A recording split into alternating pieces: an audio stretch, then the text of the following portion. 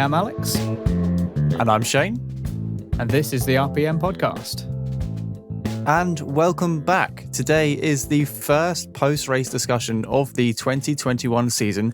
And we were granted a massive race in so many, it was huge. It was a perfect season opener. And before we get into too many details, I think we can both say that we want this kind of race to happen over and over again this year.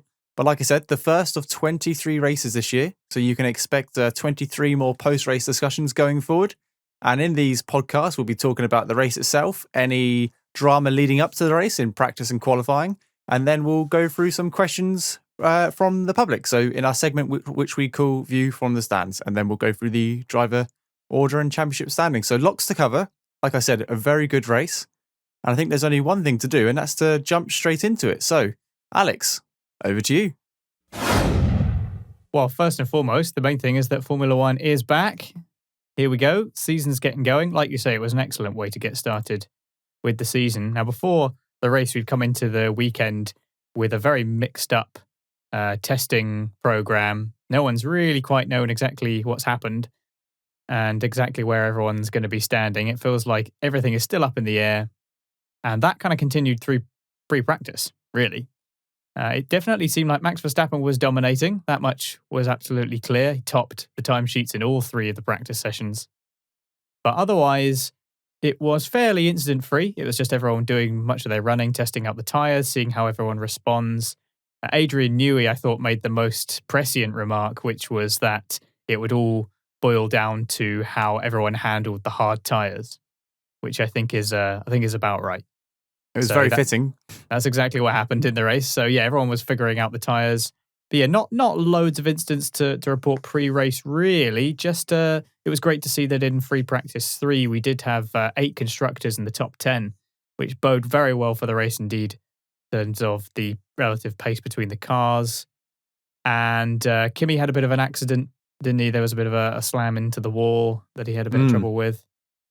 But yeah, other than that, the main story was that Verstappen was very much hungry to prove himself and top to the timesheets in all of the sessions. So that took us on to qualifying the next day. We watched the qualifying together, didn't we? We did. Yeah, it was a rare occasion where we were both off on the weekend and, the Saturday, and we could watch it together, which was great fun because we were both on the edge of our seats for the whole thing. And I think it really started to show where the race weekend was heading. We had an amazing qualifying session, and it just carried on throughout the race.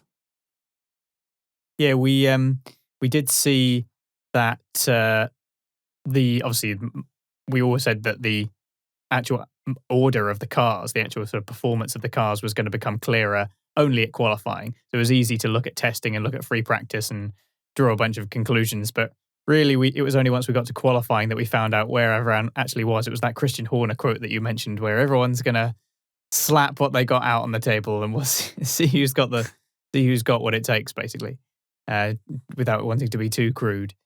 The biggest struggle, I think, going with Q1 was Vettel, who put in a fairly poor banking lap. And you think Aston Martin, of all the teams, would really want to get out nice and early, like George Russell did. He was the first one out on track, wasn't he? I think they want to get out nice and early given their limited running and testing, and made sure that they had things working, made sure they were putting a decent bank in lap just in case anything happened. Because, of course, what actually happened was there was something of an incident involving Nikita Mazepin, who broke something of the gentleman's code, as it were, and decided to go past the cars in front of him as everyone was queuing up to start their final lap in the session. Then he spun at turn 1, bringing out a yellow flag, forcing everyone behind him to slow down, which kind of ruined their laps. Vettel was one of those people, but he suffered doubly because not only did we assume he may have slowed down a little bit because the lap was still pretty poor, although I'm not sure if we know this for certain. But apparently he didn't slow down enough and ended up getting a penalty as well. So it was Vettel out in Q1 and being slapped with a grid penalty. So that was the biggest struggle. It was very interesting because I expected a team like Aston Martin, who had limited running in free practice. Well, not necessarily limited running in free practice, but in pre-season testing. They had no idea where their respected pace was throughout the grid. So actually getting out early, setting a competitive banker lap to make sure they could reach into Q2 I thought would have been crucial for a team who had no idea where they would end up in the standings. They could have been fighting for 9th or 10th or 11th place. And it's the difference between getting a good lap in straight away and securing that Q2 appearance and not being able to. It was a very strange move for a team which had probably going into this weekend was one of the biggest unknowns of the grid. Everyone else had a fairly smooth preseason testing and relatively okay, practice sessions leading into the weekend. The weather conditions at practice didn't really allow for much, spectacle on who was going to be the fastest, who was going to be the team struggling. And of course, it being the first race of the year, no one's going to show their true pace until qualifying. So like you said, I really thought teams like Aston Martin and like Alpine and Williams did, and a lot of the other teams did, they went out straight away, set a really competitive lap. And that played into their hands later on in the session because those yellow flags did come out and a number of teams were safe because they'd already set those lap times. It's a shame because both of us, we said last year, it's a fresh start for Vettel. We mentioned it in preseason testing when we did that roundup video, that it's a fresh start. It's a good opportunity for Vettel to clear his head and enjoy racing again. And it was a really bad start. It was the worst start Vettel could have had to the season, arguably, because he got knocked out in Q1 and then got demoted to the back of the grid. It was shocking, but it wasn't all terrible for Vettel. I mean, he had a good race for parts of it, and we'll get onto that later on. But as for qualifying, that was the biggest shock for me. We also saw some impressive results for Tsunoda, who I think would probably be pretty disappointed with starting P13 because the lap that he put in Q1 was a 1:30.6, which is pretty much the same time that Stroll set to get P10 in Q3. So yeah, he probably might be a bit disappointed that his second main or second fastest lap in Q2 wasn't quite as good, and he ended up that much further down. But otherwise he was very spirited and continued what was a very positive rookie performance. Or you wouldn't think he was a rookie the way that he was behaving. So, no, not in at the best all. possible way. So yeah, he was doing very well there. Russell, Mr. Saturday, continued it. Managed to start P15, put in a very good lap.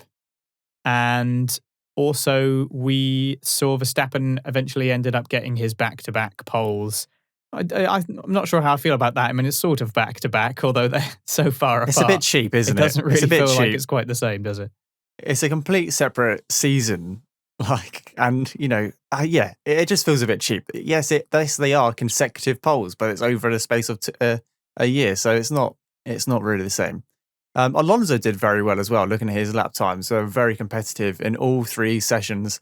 And obviously that's what we come to expect from Fernando Alonso. I kind of wondered whether he would have had the pace with that car. He's had a couple of years out of Formula One. I know he's still raced throughout those years, but I was wondering where he would sit amongst the grid. But actually, to my surprise, or not, he's just jumped in that car, put in a great performance because his teammate was down in P16. He put it in P9. The guy still got it. The guy has still got it without a doubt. So I know before this season I was a bit gutted because Fernando Alonso's coming back, and it's nothing against the man himself. He's a legend in his own right. But we want to see new and upcoming drivers like Yuki come through and show what they have. But actually having Alonso back on the grid, it was a little bit special for someone who's been watching the sport for about 15 years. It felt right. I don't know. How do you feel about it? Alonso back on the grid, really quickly. Well, he's been very consistent throughout the whole weekend and throughout testing as well. He looked very comfortable, like he'd never really been away. So wasn't too much of a surprise to see him continuing to be competitive. Relative to Ocon, I think Ocon was caught a bit short with the yellow flag incident as well. Yeah, so he was also unfortunate not to do better. And the other major talking point out of qualifying, I think, was Red Bull, who made a bit of an error sending out Perez on the mediums when the others ahead of them went out on softs. They thought that it was going to be enough to put them through, and ultimately it wasn't. So, Perez ended up falling much further back than he would have wanted, and he ended up qualifying P11. Yep. So that was much lower down than they really wanted it to be. Obviously, they felt that the pace in the car could have easily put him on second row or something at the very least. So a bit disappointing for them. But qualifying, the end result was that Max Verstappen continued his domination. Hamilton was very close by, but the gap between them was fairly considerable. It was 4 Mm. tenths ultimately. So Charles Leclerc, excellent lap to put him in P4. He did a similar thing last time they were in Bahrain, so he clearly has a handle on this track. He likes that track, doesn't he? Yeah, so it was an impressive top result as well with Gasly in P5. So it was a real mix. Instead of just seeing two Mercedes, Red Bulls, it was Red Bull, Mercedes, Ferrari, AlphaTauri, McLaren, filling those first few rows. So it was nice to see a bit of a mix up as promised. So we go into the actual race itself then. Yeah, so it's race day. Everyone's getting excited. We're all getting excited for the race, but it wasn't as straightforward for some drivers going to the starting grid. So we had a formation lap, and this is where I started watching it because I watched it on the Monday. I was at work and started watching the formation lap. I was like, here we go. No one have any reliability issues. We're going to go straight into the race. Can't wait for turn 1. And Perez just pulled across to the side. I thought it was Max at one point. I thought that's typical Red Bull luck. But Perez pulled across to the side with a complete loss of power. His whole car just switched off. He managed to coast it to the side of the road. It was quite close to the, it was in Sector 3, so it was quite close to the pit lane.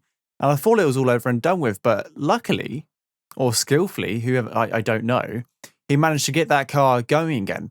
Now, interestingly, if the marshals start pushing that car, Perez, it's frowned upon. I'm not sure if it's against the FIA rules, but it's frowned upon if the marshals push the car and then the car starts. The car has to start on its own accord. But Perez engaged a brake and basically told the marshals to leave him be for about 30 seconds so he could try and re-engage that car himself and then drive to the pit lane, which is what he did. And that's ultimately where he started. So it was a shame that, it was awful that he lost power, but thank goodness that he managed to get that car starting, because I was just about to text you when I was watching it and going, that second seat is cursed. Well, actually, he put in a great performance throughout the whole race, and we'll talk about that in due course. But luckily, he managed to start from the back of the grid, and obviously, that's not a strange position for Perez, because rewind to the last race of the Sakhir, was it the Sakhir Grand Prix of last year, where he was taken out in lap 1 and ended up at the back of the grid, and then went on to win the race. So very familiar territory for Perez, although a slightly different lap, and he performed just as well, in my opinion. But that was the lead up to the race. Yeah, that was a very frustrating start for both Red Bull and Perez, of course. But yeah, he just got another go at fighting from the back of the grid again, and he was eventually helped out a little bit by a safety car as well. So yeah, he got another big fight from the back of the grid, and like you say, a lot of excitement building around around this race. We got 10 Grand Prix winners on the grid. So, there's a lot of very high caliber of drivers. And we had to have a second formation lap, which we don't see all that often. But then it was time eventually for lights out. It was pretty tidy for everyone, more or less at the start. Quite a few people managed to gain a few positions. Sebastian Vettel definitely gained a few positions at the start, as did Russell. Russell had a good sort of run around the outside into the first turn. And but the main thing that happened, of course, after Verstappen got a pretty solid start and the front runner cars pretty much stayed exactly where they were position-wise going into turn 1, we saw a Haas go flying off to the right-hand side of the screen. Funny, the bad incident at the Grand Prix last year was a Haas flying off to the left-hand side of the screen. This time they're going off the other side. So it looks like this was, of course, Mazepin getting a bit greedy on the throttle.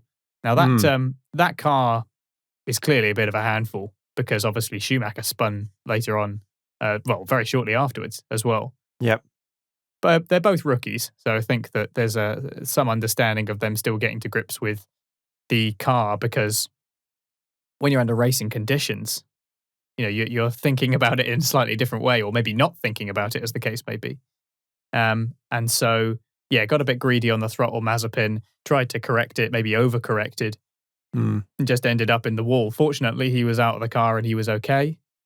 And yeah, it was a very, very short debut for Mazepin. I think it was one of the shortest in the history of Formula One. I can't remember the statistic. I'll pop not it as short down. as Massa's, surely.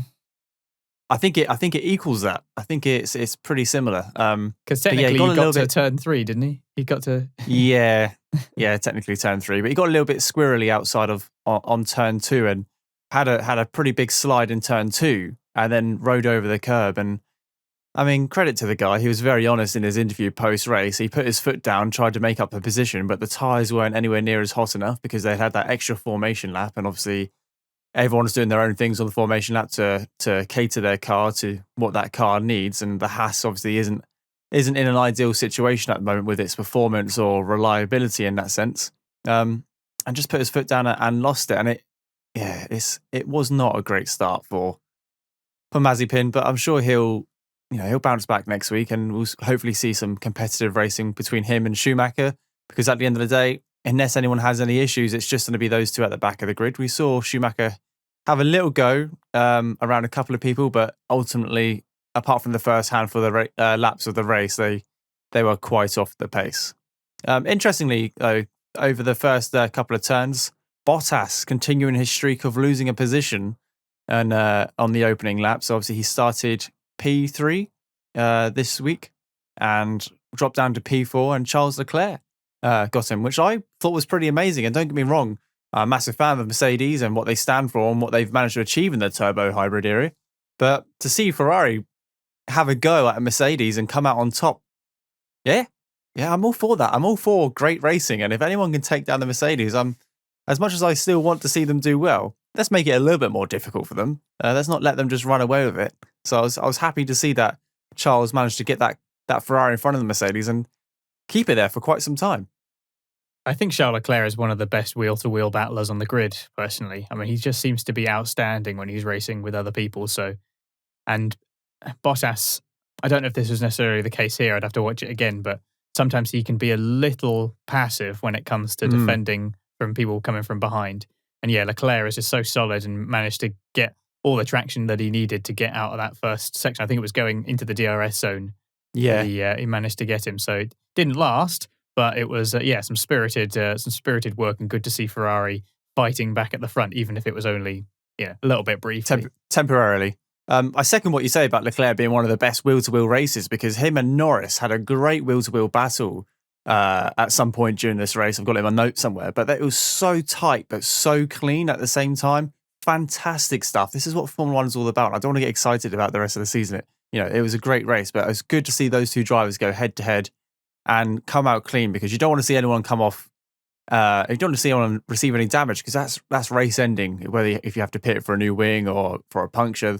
But it was great to see those two drivers go head to head and both come out clean. As for Bottas, yes, he is a very passive defender, and he's a very careful driver. He's very smooth, elegant, very soft on the acceleration and careful on the brakes. But coming into this season, he said he was going to be a little bit more aggressive. He was going to do as much as he could to disrupt his opponents and attack Lewis Hamilton. And just seeing him lose a place off the start of the grid over the first couple of corners was a little bit disheartening. And he took a while to bounce back, took a while to get back in the groove and fight his competitors. And ultimately, he finished quite far off. Well, he finished in third, but he was still quite far off off Max and Lewis. Yeah, it wasn't quite the first round Bottas that we normally see. He's normally pretty good at putting in a good shift in the first race and get everyone excited, but it wasn't quite the case today. No, ultimately he finished 37 seconds off second place driver Verstappen. And it's just not. If you want to challenge for that world title, you've got to come out guns blazing. And yes, the Mercedes arguably wasn't the best car on the grid this week. And I know he still finished third, which is great. But having almost a 40-second deficit to your teammate is not a great start to the season. Yeah, I suppose we could knock off 10 to 15 seconds from that because of the botched pit stop, but nonetheless, he still was a long way behind his teammate. And you don't really want that kind of gap to your teammate, even if you are finishing third. But as for the opening stage of the race, a couple of other a couple of sort of mixed starts. Sainz had a bit of a dodgy start and was down to P10 at the beginning, whereas his teammate, obviously, as we mentioned, managed to get past Bottas. Vettel was up to 14th just before the safety car, so he had an excellent start. as had Russell. We already mentioned he had a good sort of fight around the outside into turn one. But otherwise, it was pretty much immediately safety car, which came out. That lasted until lap 4. And then we were underway again. It was very unfortunate to see Gasly become foul of a little, well, it wasn't really a battle so much that he had with Ricciardo, but he sort of tapped the left rear of Ricciardo, ended up losing his whole wing. He pitted coming out last. Unfortunately, the combination of the timing and probably possibly some damage that he might have suffered as well meant that basically ended Gasly's race completely, and we didn't see him again for the rest of the 55 laps or however many it was from then. So, which is a shame. He did so well to qualify. He's been so hungry all weekend, and then just like that, it was all over, and we don't really have anything else to say about him because that was it. That was race over. No. That's the nature of Formula One, though. You can have a great weekend and it can be over and done with within the first lap of a Grand Prix weekend. However, Gasly, he's still got that drive. He seems so confident this year. That win last year has just propelled him and given him so much confidence. So I reckon we'll see some great things this year coming from that driver. Interestingly, at this point, Schumacher spun off but kept it out of the wall. So that has proven still to be quite an issue for both their rookie drivers. And Norris had snuck by Ricciardo at this point. So Ricciardo had out-qualified Norris during qualifying. But in the opening laps, Norris snuck by Ricciardo. And they had a great wheel-to-wheel battle for a fair few laps, to the point I was getting a little bit nervous that they were going to take each other out or just bang wheels a couple of times, because I know, interestingly, Zach Brown said to both their drivers, it's the first race of the year. I know you're new teammates, but we've got to bring home both cars. And instantly, through lap 1 all the way through to like lap 3, they were just going for it. And there was no, I don't know what the word I'm looking for is, but there was no care in the world. They were just absolutely going for it, trying to get past each other, and produced some great racing and kept it clean. It was a very clean race. But yeah, good to see Norris not settling into. It's good to see Norris not just giving up hope because he's up against Daniel Ricciardo. I'm not saying that anyone should do that against their teammate, but he must have been a little bit worried that Daniel Ricciardo was coming into the team and he's so highly looked upon in the motorsport world that he might have just slipped into that second place kind of category. And I know McLaren have made it quite clear that there's no one or two, there's no first and second driver.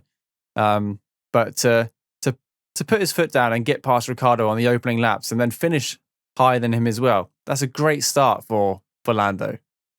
Yeah, Ricciardo might need a bit of time to get used to that car. Yeah, without a doubt. He was similar when he was in the Renault as well. It took him a bit of time, and he's never really, as far as I can remember, he's never really scintillated in his opening stages. And my vision of Daniel Ricciardo at the start of the season is him ruining his race immediately on the start-finish line. Oh, the Australian in 2019, it must have been, where he just like went over the grass, lost his wing. That was basically the end of it. It must really suck if you're an Australian Daniel Ricciardo fan and you went to the Australian Grand Prix, because the first time you saw him there and when he was with Renault, obviously not the first time he was ever there, but if you were there to support him the last few years, the first time in that race he binned it straight away, and then when you came to see the next race, COVID cancelled it immediately whilst everyone was queuing up. So bad luck to be an Australian Daniel Ricciardo fan in recent years. But yeah, he put in a pretty good performance overall at the start, but Norris got the better of him, and it was a great battle. And I think overall, the McLarens as a team looked very unified despite this battle, because they were very close together right at the start. They were very close together within qualifying as well, and a lot of other people were actually quite far away from their teammates. So there was actually quite a lot of parity between those two drivers, which was good to see. It's sort of a united front for McLaren. I was excited to see how well they did. Because McLaren have been very quiet throughout all the preseason testing and all the practice. They've just kept to their schedule. We've mentioned it in the podcast.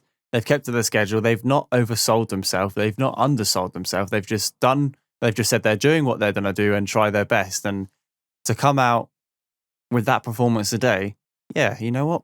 It could be they could get P3 again. I know we've only had one race of the year, but that car's looking strong. And if they continue to develop it throughout the year, good things could come. Yeah, so more about McLaren later as we get into the later stages of the race. it was around this point that, as per usual as the race, things started to settle in a little bit more. But what I did note is just before the pit stops came in, because it was Alonso who was the first to kick all that off, a lot of people were on the softs, obviously didn't want to spend too long out there.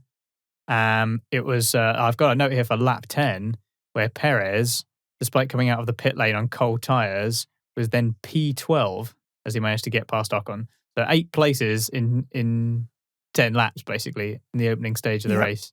He did phenomenally well to get going. And also, I mean, it is a great performance. I don't want to take anything away from that. But when you've got what looks like the best car on the grid, that's exactly what you should be doing, really. Yeah. From the back of the grid, you really should be smashing past a lot of those back markers and the like, because the car has so much potential. That's really the minimum of what Red Bull expect, because they don't want another sort of will they, won't they season like they had with Albon. That's the thing, is that Albon would show these moments of quality and show that he could fight back, and then there would be a sort of a gap until the next time when that happened. The minimum that they expect is kind of what Perez achieved in this race. It feels a bit harsh to say that, but that really is kind of what they expect. When you bring the finest possible machinery to the race, the idea that your driver should do anything other than blast past the first 10 cars or so, is what they expect is exactly kind of what he did, really. So it's good to see that he did slip into that second driver role as strong as he did. He wasn't shaken by the difficulty in his start, and as we mentioned earlier, if anything, he's got some experience fighting from the back and on this track as well. So it was good to see that he was in the early stages of the race. He was already smashing past a lot of the cars that he needed to get through in order to actually fight people. I think that just what you've said is actually very grounding, because when I was watching the race, I was saying to my other half, "Oh, look how well Perez is doing. He's already up to P12, he's up to P11, P10. He's doing a fantastic job."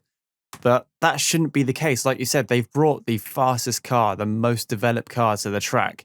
They've smashed out preseason testing. They've done top the charts in all, like, a couple of the practice sessions and qualifying. That car is by far the best on the grid by 4/10 according to Q3. But we have just come to expect that Red Bull have one driver, and it sounds terrible because we always don't expect the second driver to do as well. So when they do well, it comes across as a shock. So I'm hoping this year, actually, that facade of a really clear number one driver and a clear number two driver who's 6/10 off the pace and only just finishes in the top 6 disappears.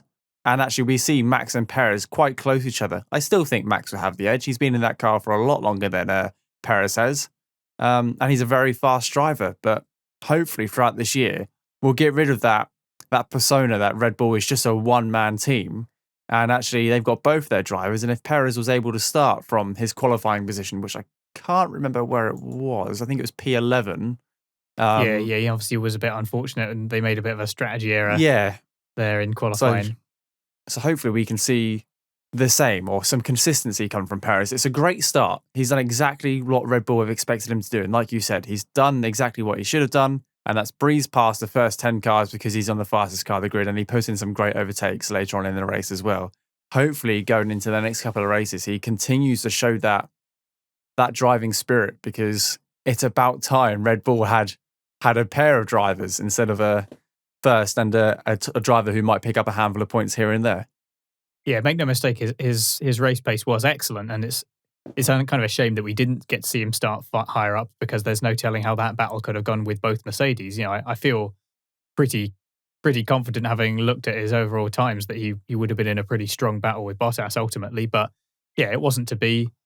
He did very well, but he also did exactly what he should be doing in that car. So it's important not quite as impressive as it was when he was in the Racing Point, because the Racing Point was a good car, but it was also a little bit temperamental, and also it wasn't the fastest car on the grid. So I feel like it's not quite as impressive in a way. Maybe it's a little bit harder to overtake on this track as well. Longer lap.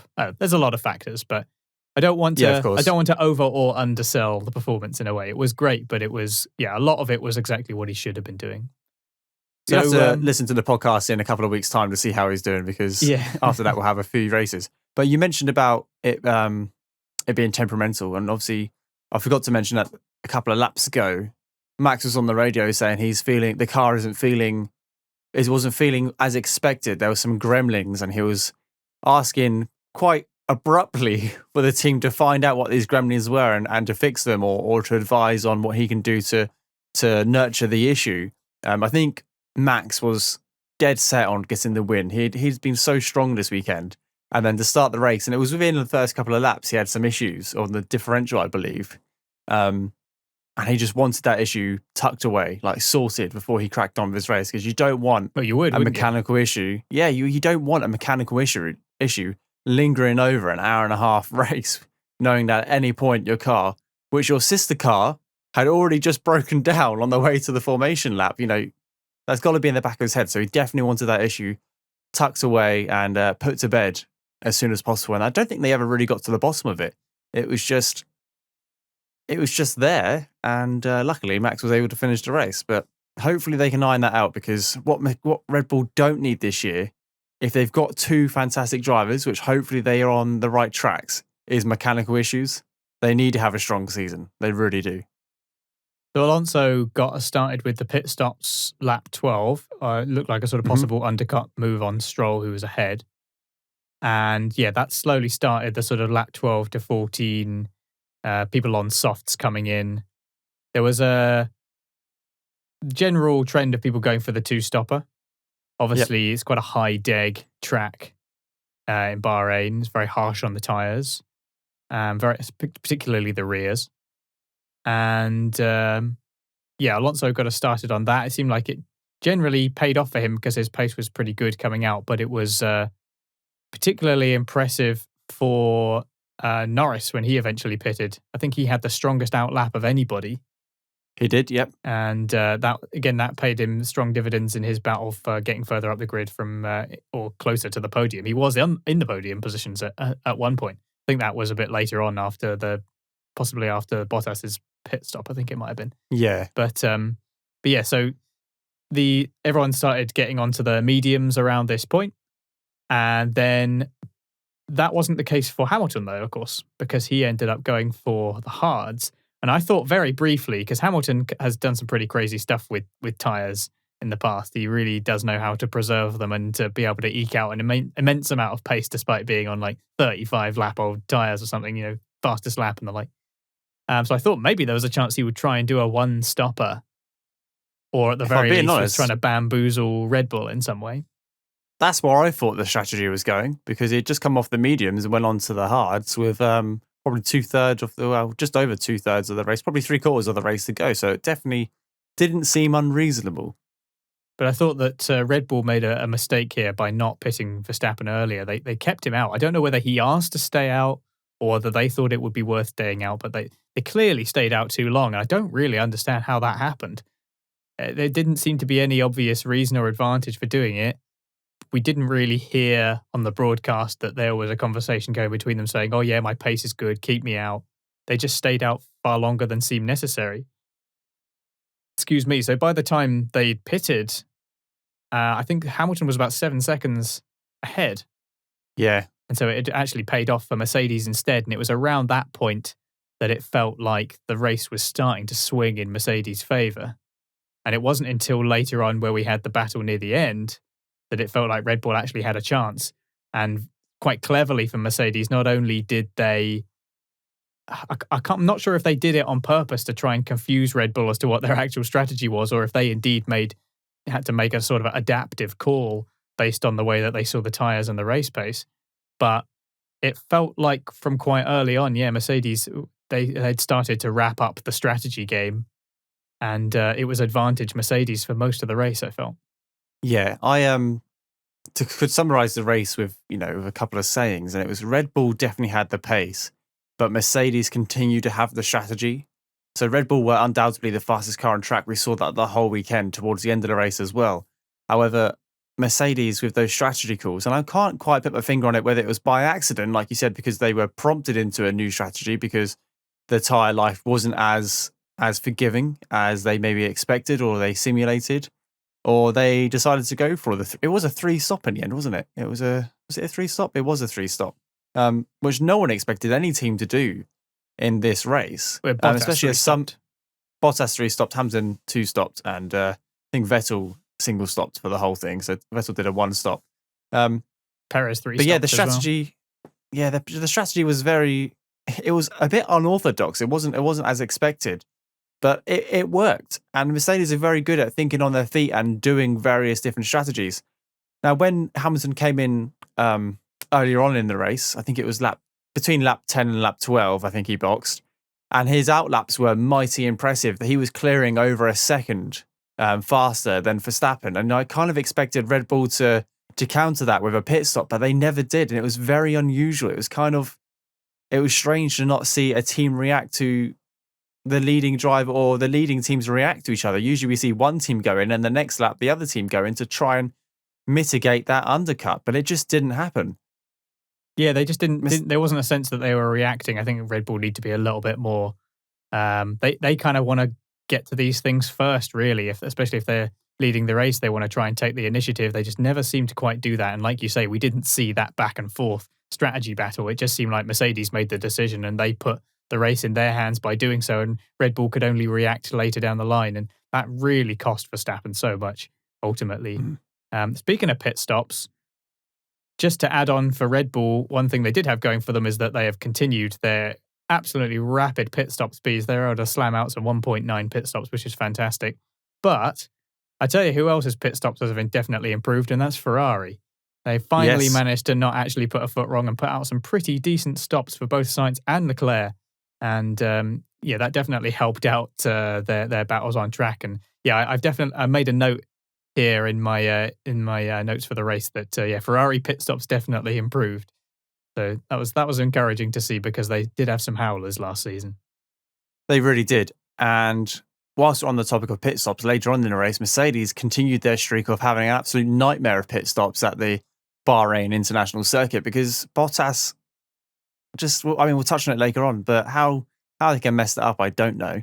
And McLaren, out of all teams, McLaren have very consistent pit stops. They very rarely go wrong, but the pit stop was over 3 seconds. And in where they were on the racetrack, they're fighting for the top 5 or top 6 positions. I expected a little bit faster pit stop. I think it was like 3.6 seconds, which I know in reality is very quick. But actually, when you got Red Bull and Williams pulling out 2 second or sub 2 second pit stops, just seems like there's a little bit of time there to be gained, especially when we're talking about the pinnacle of motorsport and that cars are getting second place by 0.7 of a second. You think losing 1.6 seconds in a pit stop compared to, for example, Alpine or Aston Martin, they just need to be a little bit quicker. That really stood out for me that they were a little bit slow, but with slowness comes consistency, and they never have an issue in their pit stop. They always get away fine. So I guess maybe that's their game. I wish I could agree with that assessment. I feel like McLaren's pit stops have been pretty dire the past few years. They've cost Sainz a couple of times in 2019, and they've had a couple of issues with cars getting away. They had an issue with Sainz. I think that was 2019 where one of the wheels wasn't fitted properly. They had loads of slow pit stops last year. They seem to be continuing that this year as well. Both McLarens had pit stops that were nearing the 4-second mark. It's not acceptable when you're getting to that point. If you want to challenge for podiums and the like, you can't be adding another nearly 1.5, 2 seconds to their race time. It's no good. So that's one area McLaren definitely need to improve. I've been very frustrated with how poor their pit stops have been, and they've been a bit inconsistent. That's something that they definitely need to work on. I mean, other than that, it was quite hard to complain about the overall performance. But when it comes to pit stops, I do wish that they'd sort that out, because it either seems to be a bit of a struggle to get everyone on together. When you watch a Red Bull pit stop, it's in and it's like synchronized movement, everyone going on together. Yeah. The McLaren pit stops did not look like that this weekend. It was a sort of a bit of a jumbled up mess, and eventually they got there, and that's just not good enough. Not if they want to be fighting at the absolute top level. Pit stop's still looking like a midfield team to me. Yeah, and like you said, like 3.9 seconds compared to Red Bull, which is 1.9 seconds. That's an extra 2 seconds. And they're arguably fighting for P3 in the Constructors' Championship. That's where they should be fighting. This is where they finished last year. They don't want to finish any worse. So letting 2 seconds per pit stop is it's not on. And it's not necessarily something which, the more money you plow into it, the faster your pit stop is. It's training, it's consistency, it's making those pit stops perfect. And Red Bull do so much training, like all throughout the winter, they're training constantly with their pit stops, and it shows because they're always the fastest on the grid. McLaren just need to invest more times with that crew and just speed it up. Maybe look at the Red Bull guys in slow motion and copy what they do, because the technology behind a pit stop hasn't changed very much in the last couple of years, and each team is relatively similar. They're all using the same wheel nuts. They're all using the same, the type of wheel guns. There's not much between them. So to have a 2-second gap between your pit stops is it's a massive margin they need to close up on. Definitely, yeah. So the sort of entering the middle phase of the race now, and with all the pit stops out of the way, at the moment it seems to be, like I say, advantage Mercedes. Verstappen is now the one doing the chasing. Yeah, I did note as well that there was some excellent little battles in the middle of the race, actually, because I've got a couple here that I noted down. We had Alonso and Vettel battling each other, which itself is quite exciting. Just seeing these kind of two world champions having a bit of battle, because they sure as hell know how to race side by side. But Sainz was able to take advantage of this battle in order to take them both out of T1 and up into the first DRS zone. He managed to get past both of them. It's a great little battle for P8, and encouraging to see Sainz settling in with Ferrari. It wasn't an amazing race for Sainz, but I think he showed a general level of promise. But yeah, it was good to see the battle between those two. We also saw a battle between Vettel and Leclerc at one point. The old teammates. That was about lap 17. They were fighting for about P6 at that time because Vettel had obviously stayed out. So he was much further up at the time. And then there was another battle slightly later on when he was fighting back for P8 because it was him.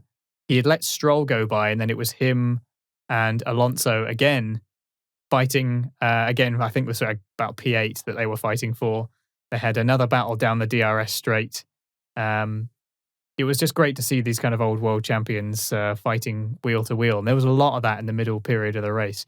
There was also Kimi fighting with Tsunoda, the oldest driver and the youngest driver having a little battle.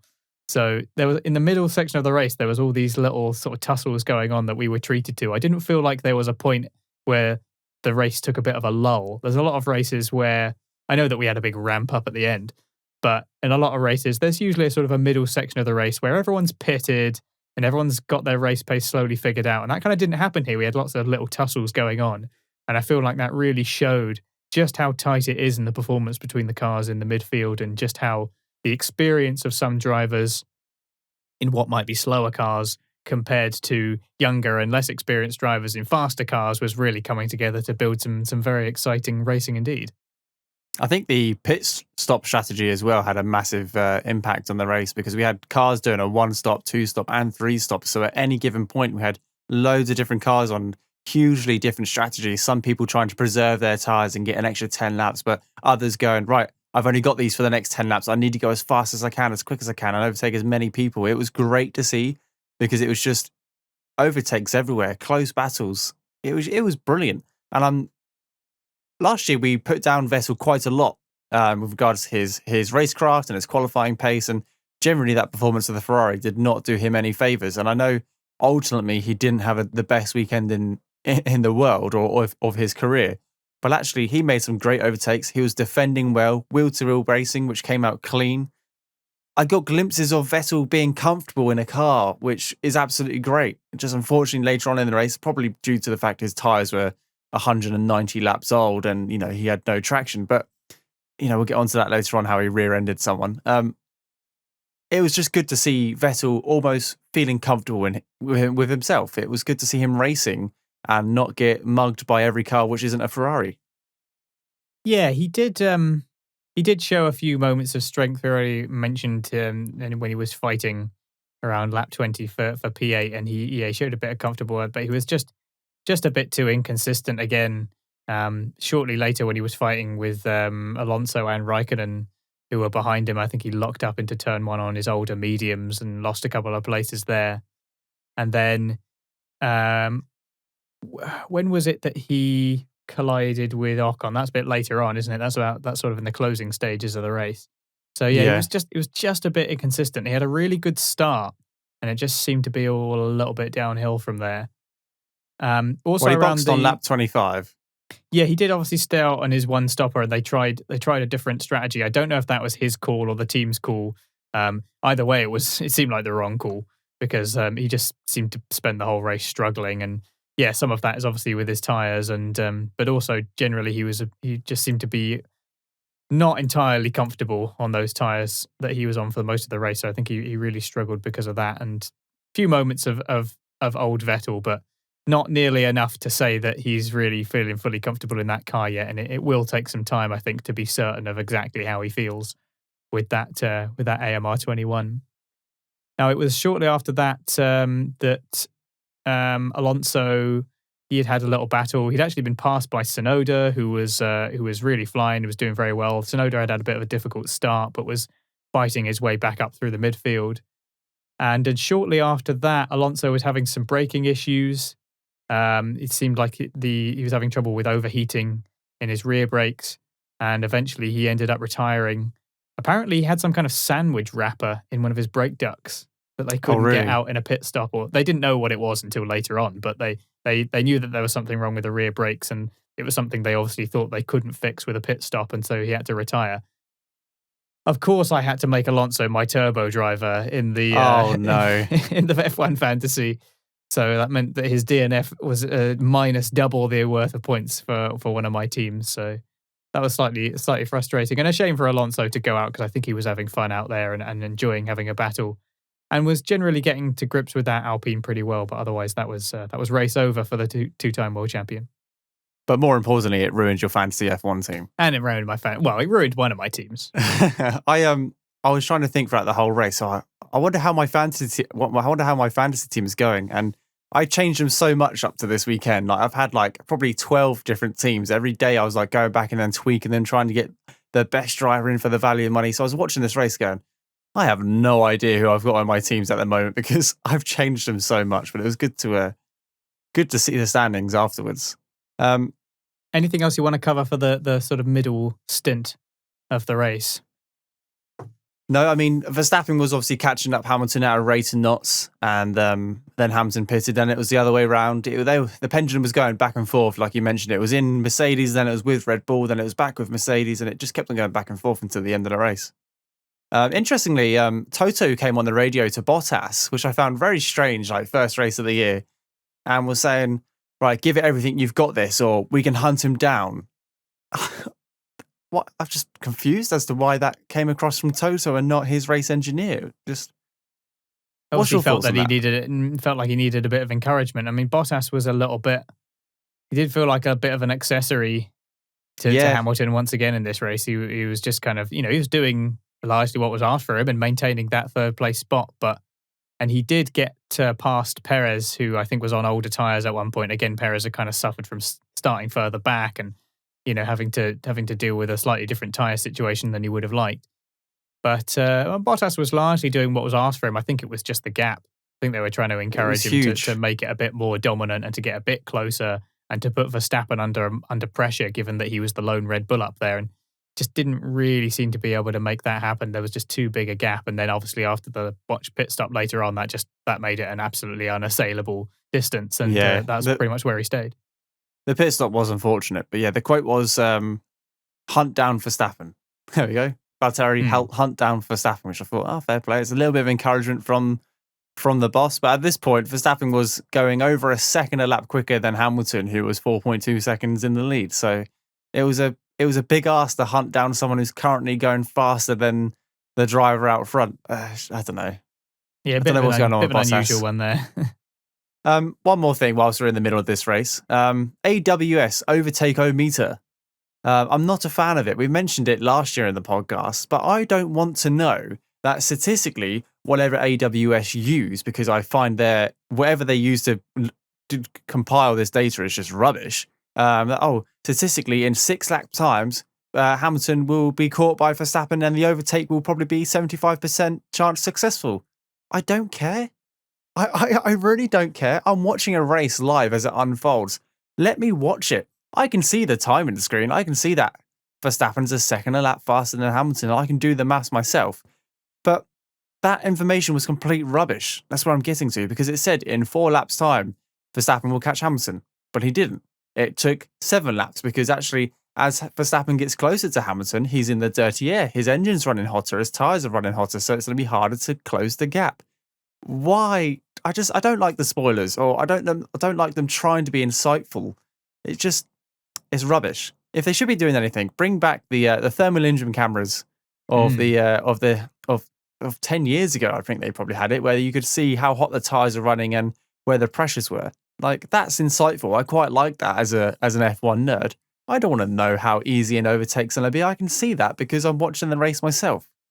It's also just not you can't really qualify an overtake difficulty with just a slider. There's so many factors. It feels like a really crass oversimplification of something. But I think the key with these insights, and I use the term extremely loosely, is that they're just an advert for AWS. Whoever's doing it, I'm not sure they're particularly concerned with how accurate they are. In fact, if anything, the inaccuracy of them is just causing more people to talk about them, and thus more people to talk about AWS, which is this is what they want, really. It's an advert for AWS. I don't know if they really care about providing useful statistics or not, but I don't know anyone who's there going, oh yeah, I can't wait to see what Amazon Web Services have predicted with their computers on this. Like you say, who wants this other than Amazon, basically? So yeah, it's also the fact that you can tell that certainly on the broadcast we're watching, Crofty is every time he announces it, he's got to say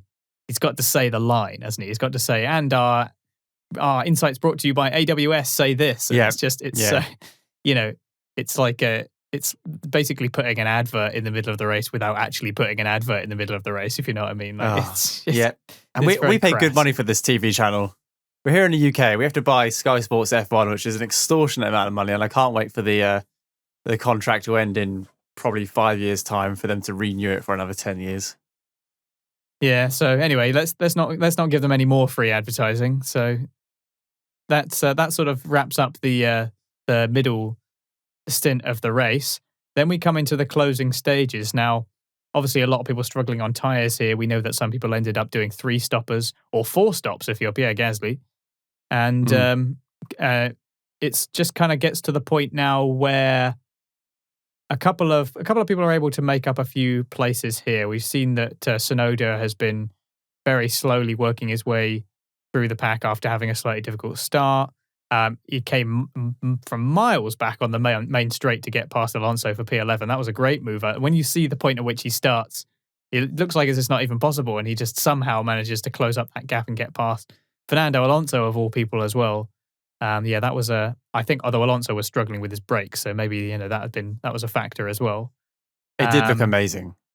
Yeah, and he was continuing to advance on Stroll as well. Throughout this period, he looked very comfortable in that car. Again, the AlphaTauri looks very drivable. We also saw Raikkonen eventually got past Russell for P10. They actually had a nice little battle. It was unfortunate that Russell obviously lost out the points position.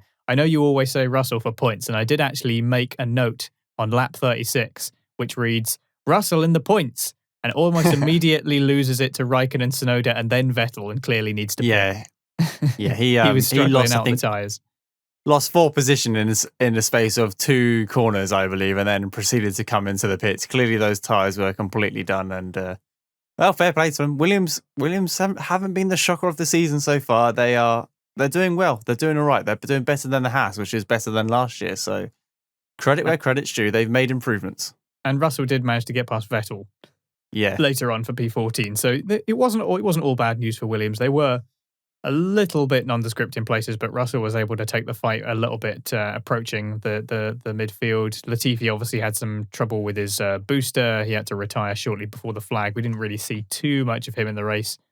But overall, it's probably not the best track for Williams, but we'll see if they're able to pull out a little bit more. But I did make a little note about Russell being very briefly in the points. We did also see, obviously we've already talked about AlphaTauri, Alpine. Let's go into this Vettel and Ocon incident, seeing as that is sort of near the closing stages. About lap 45, we have them having a little tussle going into turn one. Now, Ocon is on the outside all the way through. Over the radio, Vettel complains that, why did he change his line? Ocon did no such thing. He was on the outside all the way through the corner. Vettel, I don't know if he's struggling with tyres or he just, I don't know, had a bit of a mistake or whatever, but he locks up and just smacks into the back of him. Totally Vettel's fault. I don't see what Ocon could have done differently there. It's not like Ocon did anything wrong. But credit to Seb, he did go to Esteban after the race and apologise, and Esteban was a gentleman about it. And so yeah, I don't think there's necessarily any bad blood between them. It wasn't like it caused a huge stink between the two of them. But really, this is just, why is Vettel driving into the back of people? And even if he's struggling on tyres like that, there just isn't really any excuse for that. He's such an experienced driver. He should not be making. Oh yeah, 100%, without a doubt. But he's such an experienced driver of, hundreds of Grand Prix race starts. He shouldn't be making rookie errors, and that's what it looked like. It looked like I expected, as bad as it sounds, like Mazepin to do that into the first braking zone or around the first lap, completely outbrake himself and go into the back of someone. But for Vettel to do it's just not good. I don't know. Some people have texted me and said, "Has Vettel actually lost it? Has he lost this racecraft? We all thought he'd lost during Ferrari, and we all hoped he would gain back with Aston Martin, a brand new start. Has he lost it? I don't know anymore. I really wanted him to have a fantastic first weekend with Aston Martin, and that for me was scoring 2 or 3 points in the points. Like that would have been a great weekend for Vettel coming back into the sport in a team which is probably which was 4th best last year." But it just went from bad to worse. After qualifying, picking up the penalty, starting from the back of the grid, he made his way forward, which was very good to watch, and then just made a schoolboy error going into the back of Ocon. And was it a 10-second penalty? Yeah, it was. Which he received quite late in the race. So I'm surprised they didn't just retire the car because he was going to finish at the end anyway, or well outside the points. But I don't know. It was a really simple error and quite embarrassing for a 4-time world champion. I just really hope that not next week, because it's not 2020. We don't have races every week. It's in 3 weeks' time. I'm hoping in 3 weeks' time we get to see something a little bit more professional and a little bit more encouraging from the 4-time world champion Sebastian Vettel, who should not be crashing into the back of cars. On lap 43, Hamilton also breaks another record, even right at the start of the season, breaking the record for career laps in the lead of a Grand Prix, which is 5,112, which is absolutely incredible. So yeah, another record broken even at the start of the season. Whether or not he will get to break his championship record into number 8 remains to be seen. But just yet another record broken for Hamilton. Should we talk about what's probably being talked about the most post-race? Because this has started to happen in the middle to late section of this race. And that is turn 4. Very topical at the moment, post-race. And the use of the track limits. More importantly, it was Hamilton had been doing this for the majority of the race, going over the white line and using the track limits. Now, there's interviews. Yeah, both Mercedes have. And there's interviews on social media. Yeah, so through practice and qualifying, the FIA and in the driver's briefing, it was respect all the track limits. Don't go across the white line, otherwise your lap will be disqualified. We saw it happen with Ricciardo a couple of times. We saw it happen with multiple drivers. Not a problem. Into the race, and I've seen Leclerc confirm this in an interview as well with Sky Sports. There was no, if you come off the track, as long as you're not gaining an advantage or overtaking someone whilst using extra track, it's kind of allowed. Now, Hamilton and Bottas and various other cars were taking advantage around turn 4 by coming off. It's tarmac. It's the same piece of road. And then they go over the curb to continue on to, well, everyone knows what turn 4 looks like. We've probably watched a race. But Hamilton and Bottas are going quite wide. So Red Bull get onto Max and tell him to start taking that path going into turn 4 because they think that Hamilton's gaining an advantage and being able to carry through more speed, which is true because the wider you make a corner, the more speed you can carry it through. But what's your thoughts on that? You're quite hot on track limits and what you think about them. So give me your opinion on the whole. Hamilton's doing it, so you can do it. But then we got told to back off later on in the race. It was a bit wishy-washy from the FIA. Yeah. So the the directive in the weekend, like you say, was that they were, to stick to the track limits, particularly in qualifying. If they go over, they'll get their lap deleted. Now, the directive for the race was that they couldn't do it if it would gain them what they call a lasting advantage. Now, this was clarified, I believe, in the directive itself, which was that by lasting advantage, they meant when gaining a position or when defending, but not necessarily lap time. Mm. So they wouldn't be monitoring it for that. They would only be monitoring it if you were gained an advantage when going past someone, so basically passing someone off track, or if you were defending. But generally, the message seemed to be that they weren't going to be monitoring it. They weren't going to be monitoring it at turn 4. It was just a case of you can go over that bit. That's fine. It was just the standard. Don't overtake people off track. That's already understood. That's not even really related, really, because that's a kind of a separate thing. You can't pass someone when you're not on the track, basically. My personal opinion on track limits is that they should be as strict during the race as they are during qualifying. The idea that people can just keep blowing over the curbs and not even be on the track, why would they do it if it wasn't giving them an advantage? Why would any car be doing that if it wasn't going to gain them some kind of lap time or give them more momentum or do something for their tires? It's it's hard to say exactly what it is depending on the context, but I fail to see why so many people would be doing it if it wasn't advantageous in some way. Now, what seemed to be the difference with Hamilton was that he was going a lot deeper than a lot of people, and it only seemed to become a point of contention because Red Bull had brought it up with the stewards. So what seemed to happen is that they then got into touch with Mercedes, and Verstappen had obviously complained about this. Red Bull had took it to the stewards, like I said. So Mercedes seemed to get the message from the stewards saying, "Or you're doing that too much, basically, or you're going too far." So the grey area is that they were kind of allowed to go over the curb because they weren't monitoring it, but Hamilton was sort of doing it too often and by too much.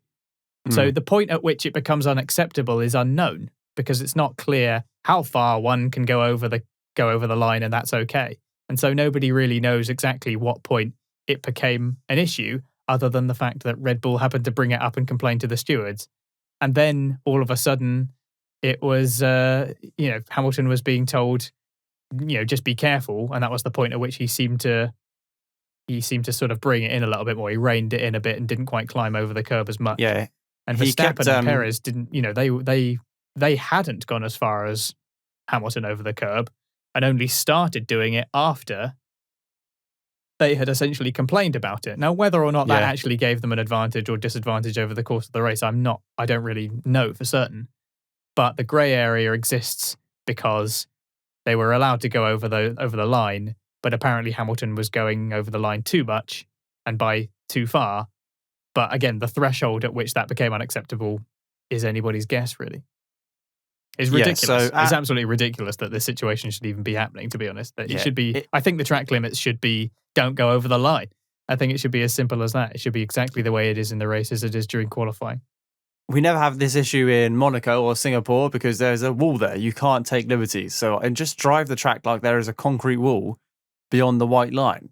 So at 17:02, Max was told to take more liberties with turn 4 because both the Mercedes drivers were using it freely.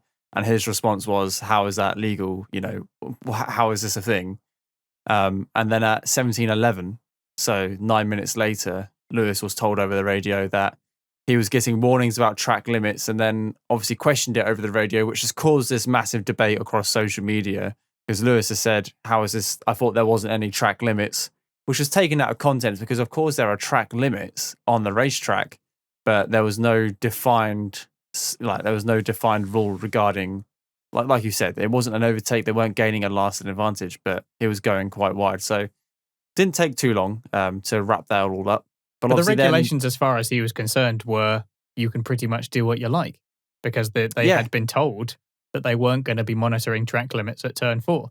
So Hamilton was doing what he was doing because presumably he thought that was okay. And then halfway through the race, they were told, oh, well, actually, you're doing it a bit too much and by too much. So can you tone it down a little bit? Which is it's just a bit vague. I mean, there's no need for it to be like that. I As for think the people Verstappen overtake, that's like a separate thing, isn't it? That's just Yeah, not even. absolutely. Obviously, you can't overtake when you're not on the track. And it's clear that if he, although some people think that he was past Hamilton when they were on track, it kind of doesn't really matter because in order to stay on the track and not go over the track limits, he would have had to slow down, and thus he wouldn't have kept the position. So that one's pretty open and shut, really. And I think that he did the right thing by giving the position back straight away. 100%. Yeah. Yeah, for those who are criticising Hamilton for using all the track and some more to get a lasting advantage, he's a 7-time world champion. The team are 6-time constructor world champions. Of course, they're going to look at the rules and they're going to say, right, we can gain an advantage here. We've been told that we can do this. This is free to use. So we're going to do it because they're competitors. They want to get the best out of their drivers and out of their cars. So Hamilton's just been told he can do it. So it's not him deciding just to go as wide as possible. He's been told that this is completely legal and it's something that he can do, and which is why it's caused such an issue, because the FIA never really defined how far was illegal. If we all stuck by Alex's rules and kept within the white lines or the curbs, this wouldn't be a problem. So hopefully going forward in 3 weeks' time, we'll have a clear set of, race directive rules, and that's don't go out wide in the corner unless it's unsafe, unless you need to prevent an accident from happening, or if you can't get your car to slow down. Like, do your racing within the white lines. It can't be that hard to have to use a bit of discretion to understand when somebody's gone over the line because they've like made a mistake or something. Yeah. And somebody who's just going over the line time after time because it's better to go out wider, basically. So it feels like it can't be too difficult to do that. But yeah, so that was kind of there was a little bit of noise being made about the track limits, and I find myself again reiterating that it's the track limits are there because the racing happens on the track, and as soon as you start leaving the track, you're not racing on the track. So you should be getting warnings for that, and it basically should be as strict in real life as it is on the F1 game. Yes, absolutely. I feel like they should be forced to just stay on the track. As if all four wheels leave off the track, you're not on the track. You're not racing on the track anymore, and you should be warned for that. And if you do it 3 times, you get a penalty. That seems perfectly reasonable to me, and surely enforceable with all the sensors and everything they have. It's not like they've got to guess anymore. It must be. They must have so much data that it must be possible to be making some reasonable decisions. And they're hot on it in qualifying, aren't they? Yeah, so they can do it in a 45-minute qualifying session. They can do it during the race, because it's embarrassing how many times we have to bring up the track limits question in this podcast, because I can't remember how many times it was last year, but it felt like quite a lot. Every week there was a different set of rules going into different races. So hopefully it just gets cleared up moving forward, because it shouldn't happen. But track limits aside, we're getting towards the end of the race, aren't we? Yeah, I think let's cover the sort of the final little bit of the race then, the sort of exciting ramp up towards the end, where it becomes apparent that although there we are going to get this Hamilton, Verstappen, Bottas sort of top 3, it's going to happen in the most exciting possible way, which is that we really are going to see a battle between Verstappen and Hamilton, and that's exactly what we've been waiting for. Yeah, like I said, if you had said at the start of this Grand Prix, if you had not watched the Grand Prix and you saw the results, Hamilton, Verstappen, Bottas, you would have probably thought not worth a watch. But actually, it's been incredible up until this point, and it only got better. We only, it came down to the final lap. So Verstappen pits and has a pretty damn good pit stop, 1.9 seconds. The Red Bull guys have done it again, sub 2 seconds, and he's been given the all clear to go and hunt down Hamilton. He's got 8 seconds to find. Yeah, so it seems very possible at the time, because we've got 10 laps to go. At first, he was making up a second a lap pretty comfortably, or thereabouts, and so it seemed like he was going to be making up that time fairly comfortably. Now, there was set a personal best as well. He set did a personal best and the fastest lap of the race of a 1:33.2. Yeah, he was much, much quicker through Sector 2 especially, and he could really kind of smell Hamilton as he was getting closer and closer.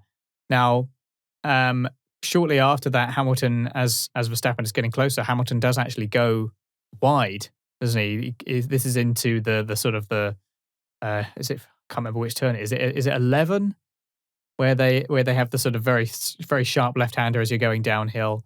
He basically locks up and goes wide, And even what's funny is even the timing board thought Verstappen had gone past because the timing board put Verstappen in front. I was like, hang on a minute. Wasn't it? It's like, calm down. He hasn't got past yet. Like, I know Hamilton's made a mistake, but he's not done it yet.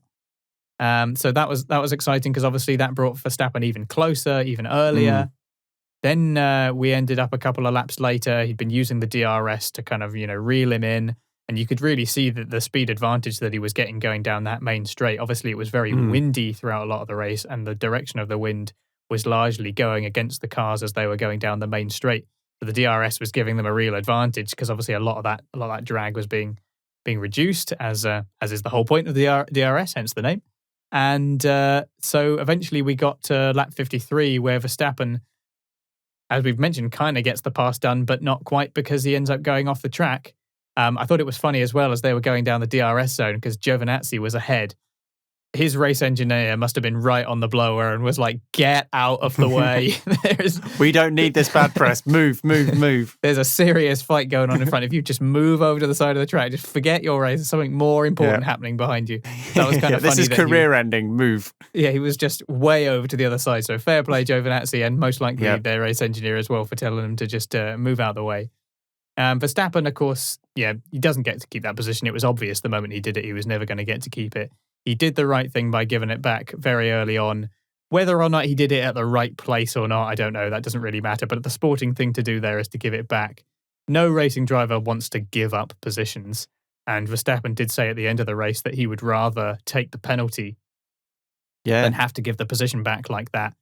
Because I think he was under the impression that it would have been a 5-second penalty, and he was confident that he could get a 5-second advantage throughout the remaining of the race, which has happened before. Like Hamilton's been given 10-second penalties before, and then has told his engineer not to talk to him, and he's got an 11-second advantage within 10 laps. So it wasn't impossible. It's just a shame that it ended that way, but it was the right thing to do. I'm not sure if Verstappen would have been able to pull out that amount of time, especially not if it was 10 seconds. I think that's fairly unlikely given the state of the race at the time and also the tyre situation and all the rest of it. So I'm not entirely certain of that, but it was, from his point of view, you can understand why he wouldn't want to give the position back, but it was definitely the right thing to do. And the good news to take out of that is that I think we're seeing a much more mature Max Verstappen this season. He obviously knows, he believes that he can be world champion. Of course he does, and he absolutely has the quality.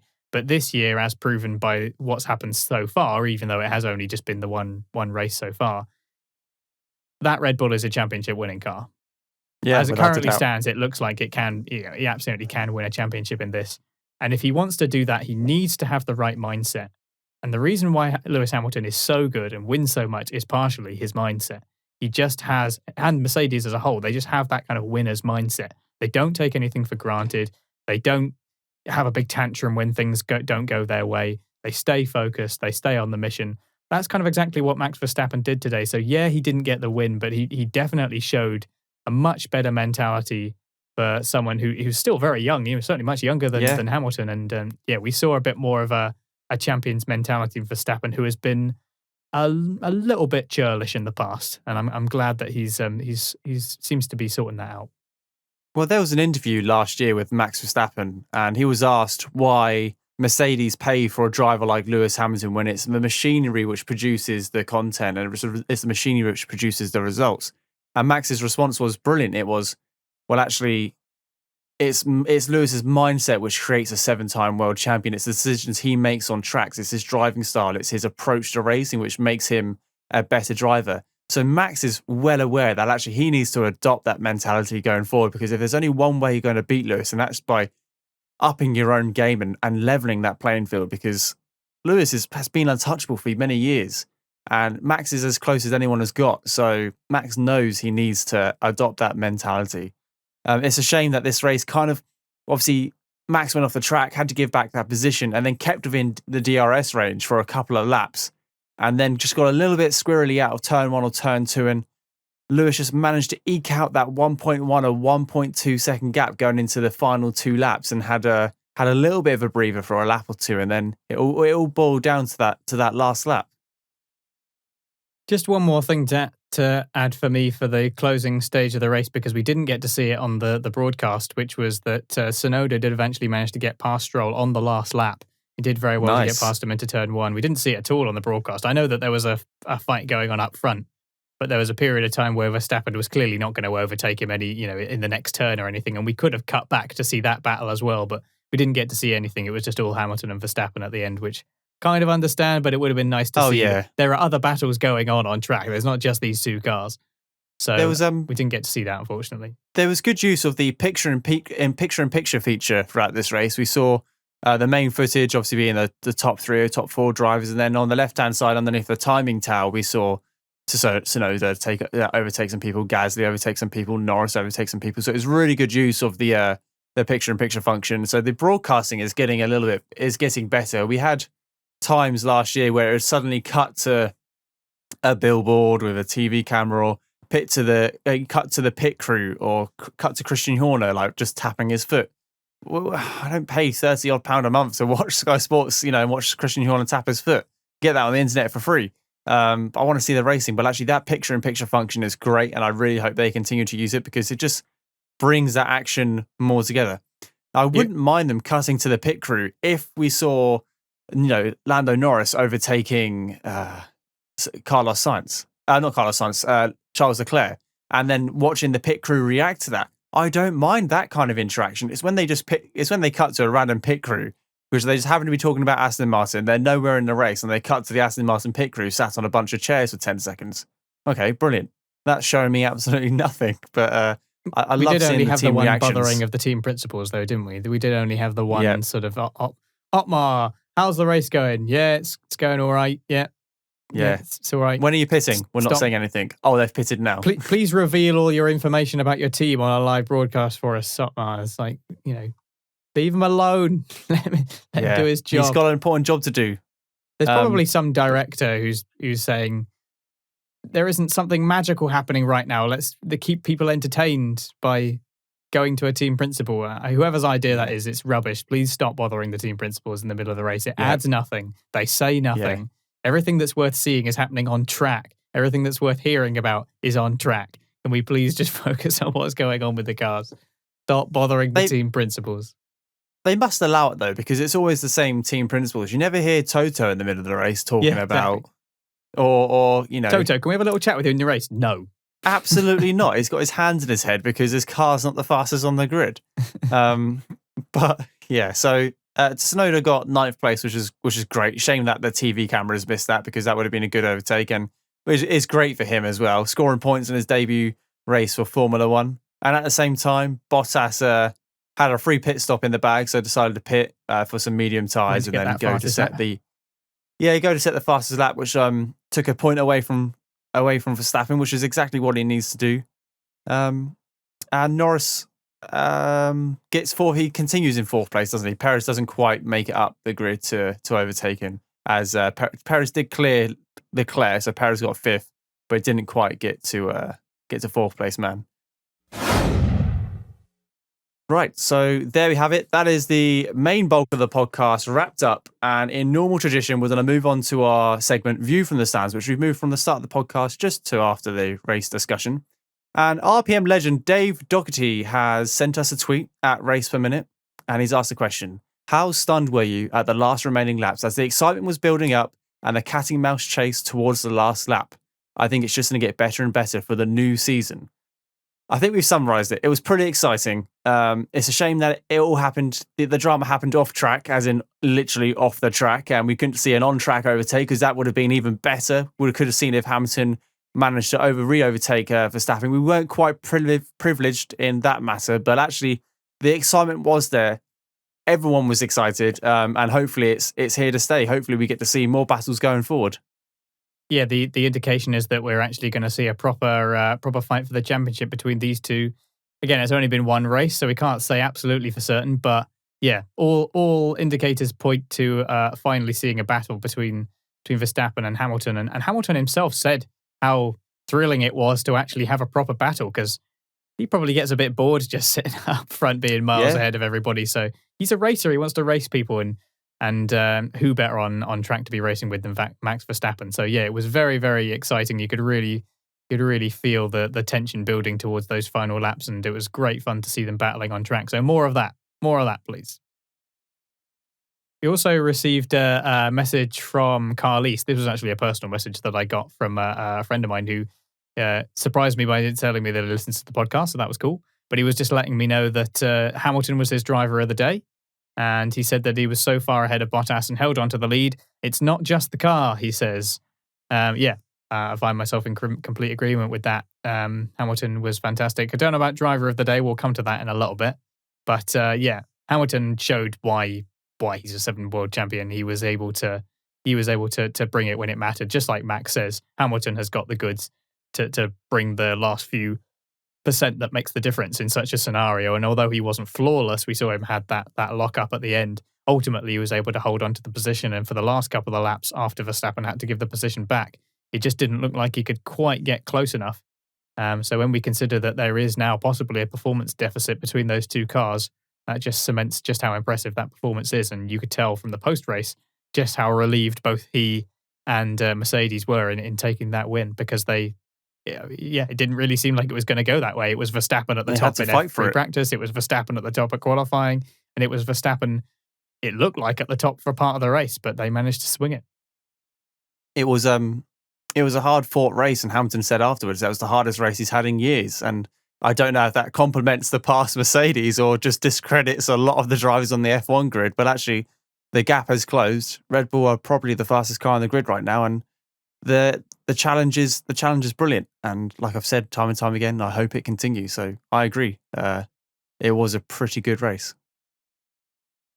All right then, driver of the day in championship standings. Shane, your driver of the day. I've been looking at this the race result for a fair few hours now, and a lot of people had a good race. But I don't think anyone had an amazing race. I'm really struggling to find out or to pick a single driver. I was thinking Hamilton because the car wasn't brilliant, but actually he managed to keep on to the win. But I think I'm going to go with Lando Norris in the McLaren. I'm going to go with Lando Norris in the McLaren because he started behind his teammate, managed to overtake a number of cars on the grid, including his teammate in the same machinery. Tried it on the Mercedes a couple of times. I believe he got ahead of Bottas once, got ahead of one of the Ferraris, so very competitive. Great clean racing, and kept it in P4. We're talking about a McLaren in P4. So there's 2 Red Bulls, there's 2 Mercedes, and there's 2 Ferraris, and yet he finished in P4, which I think is absolutely fantastic. So Lando Norris gets my driver of the day. Nice. Yeah, driver of the day is a tricky one. The popular vote was for Perez, of course. And as I said at the start, he did do very well, but also much of what he did is kind of what you would expect from someone in what looks like to be the best car on the grid. So he did do a fabulous job, and overcame the difficulties at the start. But I want to give a very strong honourable mention to Yuki Tsunoda, who was fantastic in this race, especially for a rookie. First Japanese driver to score points since 2012, I believe, which must be... oh, no, I've forgotten. It's not Kobayashi, is it? Yeah, Kamui Kobayashi. Yeah. That's who it is. Yep. So, yeah, great for Japanese fans. And he made up 5 places from a difficult starting point. He did have a slightly dodgy opening to the race, but otherwise was making those overtakes happen, and he wasn't being shy about it either. It was dive bombs, and it was, really confident looking overtaking from a rookie, from a guy who is, who was born in 2001 or something. 2001. Yeah. So it's kind of scary how someone so young and so new to F1 could be so hungry already, and that's great. That's what we want to see from someone on their debut. But he didn't look like a rookie at all. No, not even a little bit. But, and I've written this down beforehand, so I'm not saying this because you've said it, but I'm in complete agreement with you, which is that Lando Norris is my driver of the day. He put in a really stalwart performance and did pretty much everything that could be asked of him. Went from P7. Yep. He qualified. And ended up P4. He got past his teammate. He got past Leclerc. Obviously, he was able to hold on to his position through really good management of those tyres. He had the fastest outlap. he had a little bit of trouble with the pit stop because obviously it was a bit slow for him. But again, that didn't seem to trouble him too much. He was able to bring in the pace again, overcome somewhat by the outlap time. And yeah, he will be. I think that Ricciardo is the overall better driver. Yeah. But Norris obviously has more experience in that car and is really going to want to prove his position in that team. And you could tell in the interviews that he was really, really happy with his performance and that he was really, he gained a lot of confidence from that. And it shown that the car has a lot of potential and that he's able to really cement himself as the established driver at that team, and that Ricciardo didn't immediately come in and, and wipe the do one floor. over him. Yeah, exactly. So I think Norris really, really put in an impressive performance there, and he's my driver of the day. So first race of the year, and we've agreed. Yeah, it's a good start. 22 races to go. It's not going to happen again. So the standings then. So the driver standings, obviously not a whole lot to say because it's just the race order from the first race. Obviously, Hamilton tops right at the beginning. The constructor standings, on the other hand, though, are somewhat more mixed up because of the mixed up results across the grid. Mercedes comfortably at the top with 41 and Red Bull chasing on 28, but McLaren still holding on to their P3 position. I know it's only been one race, but it's just nice to see them in P3.